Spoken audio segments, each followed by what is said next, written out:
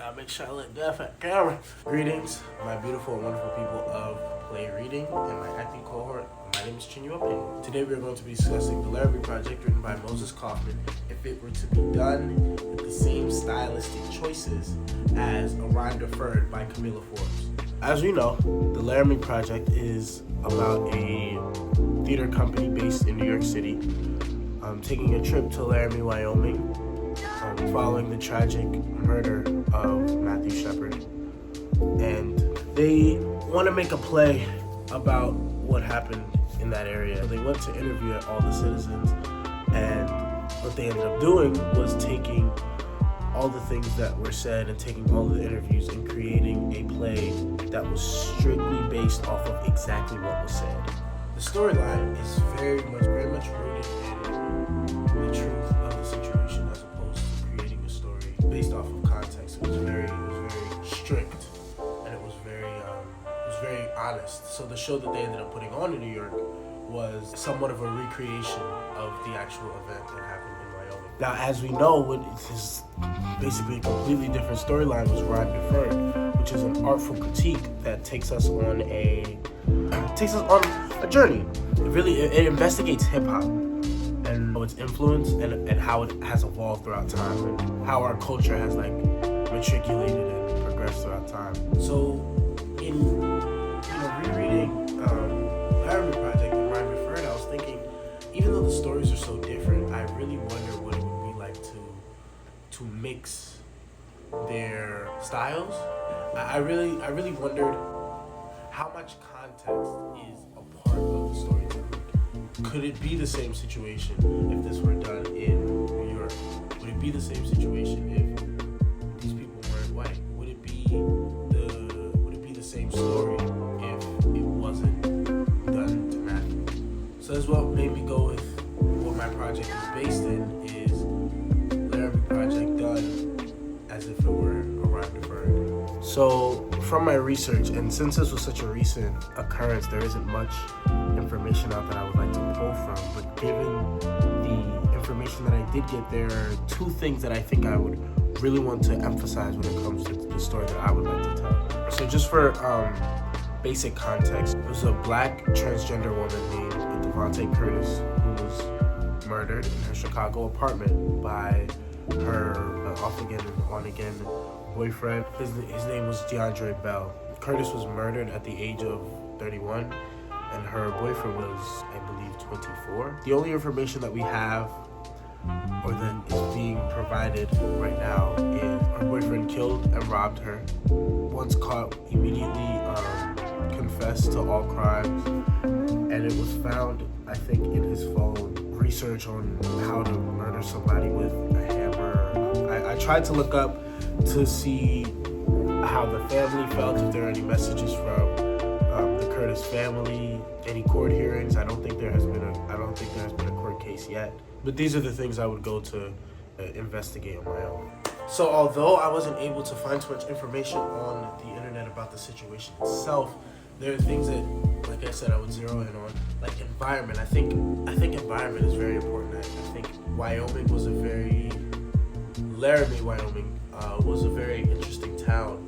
With a very interesting kind of dynamic, and the kind of people that came out of that area. That space was predominantly white. Chicago, Illinois is predominantly white as well. However, there's a much bigger black population. Although there are no percentages or specific numbers on the amount of LGBTQIA members who were in Laramie in 2008, I know for a fact that of the 2.7 million Chicago residents, there are only approximately, I think, 10,000 transgender residents. And though the LGBTQIA community is very supported in Chicago, its members of the LGBTQIA community are not shunned or looked at as otherly in the mainstream media.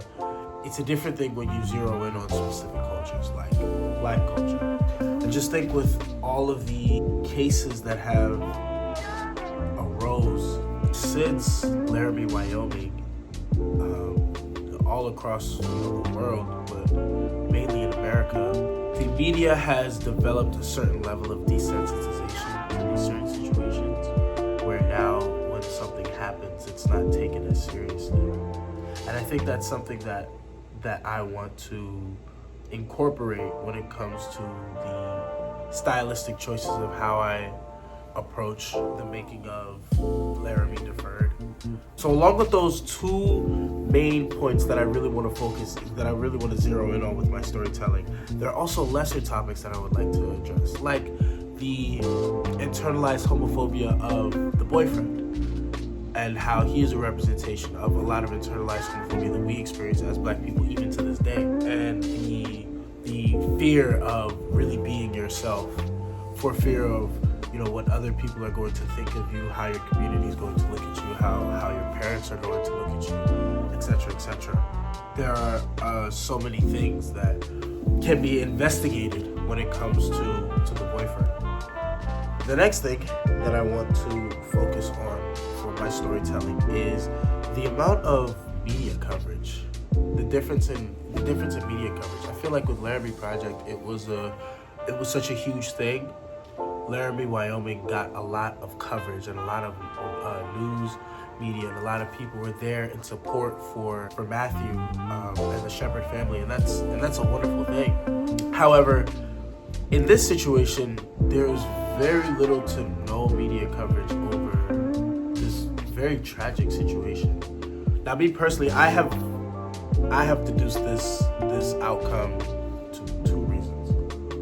One is because of, again, culture, aka skin color, this being that it is a Black member of the LGBTQIA community, that it is not taken as serious or being covered as much as when it was a white member of the LGBTQIA community. My second main reason is the time difference. There's an 18-year gap in between these two occurrences. And since then, though it's incredibly sad to say, there have been hundreds, if not thousands, of hate crimes and attacks on LGBTQIA members all across America. So there's a certain level of desensitization when it comes to the murder of somebody else for the type of person that they choose to be. My second thing is my formatting of the music, where I would place everything, things like that. There were parts of Laramie that I was watching. There were portions that I didn't see just reading it, where I feel music could be incorporated or things could be turned to song. Like the final statements of everyone at the very end, I feel would have hit so hard if it was a poem. Things like that, where like moments in court that are sometimes too strong for regular words. Black culture, I think we are deeply entrenched. A lot of our culture is rooted in artistry, specifically auditory music, poems, and things like that. And I would really like for the style to be mainly based in poetry, not necessarily rap. Of course, there could be a rhyme scheme. A rhyme scheme is my favorite style of poetry. But I think poems are the best way to kind of get something like this across when words aren't enough, when simple words aren't enough.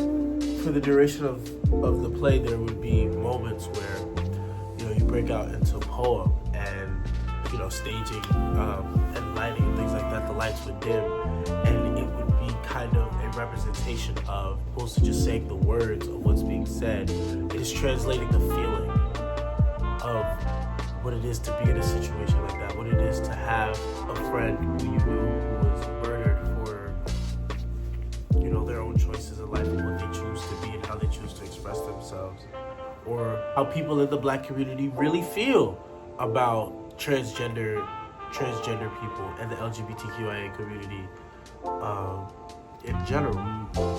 So that would be the main style of how I would weave in a rhyme deferred. Also with Rhyme Preferred, I really appreciated the symbolism of the names. You know, Cain from the Bible, Herc representing, you know, a Yoruba Orisha, Eve, like the rapper. I feel that kind of thing was very important, and I would want to do something similar with, you know, Chicago's history. And so I would want to do symbolism with the names, you know. I would want to do symbolism with my characters' names and things like that. So it wouldn't be a direct pull from real life and putting the actual names of the actual people in the story. I would do a mix. Some people from the actual real life story of what happened, and then the people who I want to be a representation of something would have their own name that emphasizes their place and what it is they represent and what we can learn from them. So those are all my ideas. Looking back and thinking about it, I think the show would be very different. I think Black culture is so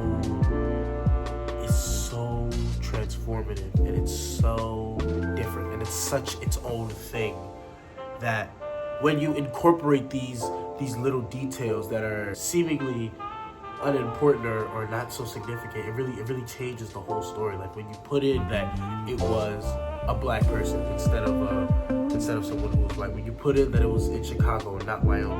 When you put in the 18-year gap between when the situations happened. When you put in the poetry and the music and the aspects of who you want to be a representation of and the characters, it kind of turns into its own thing. And I think that kind of speaks to the culture difference. Even though it's a very similar situation, or the basis of the stories being told is the same thing, but it really speaks to how different we are as Black people and how different our situations become when a simple thing such as race is involved. To wrap up, I think the story that I intend to tell would turn out to be very different from the story Moses Kaufman intended to tell with the Laramie Project. And I find it very interesting that the main variable that is different in these two situations is the race. So thank you so much for watching. This is my TED Talk. This is only going to Professor Asante, so if you have anything that you would like for me to change or any ideas to add to the story, please let me know in the comments. I'm very thankful for this year. I'm very thankful for this semester. I'm very thankful for this class. I'm very thankful for the opportunity to be able to learn these things and be able to do projects where my opinions can be shared, and I am free and comfortable to share how I feel. I'm thankful for the platform to do so. Yeah, I hope you have a wonderful summer. Thank you so much. Have a good one.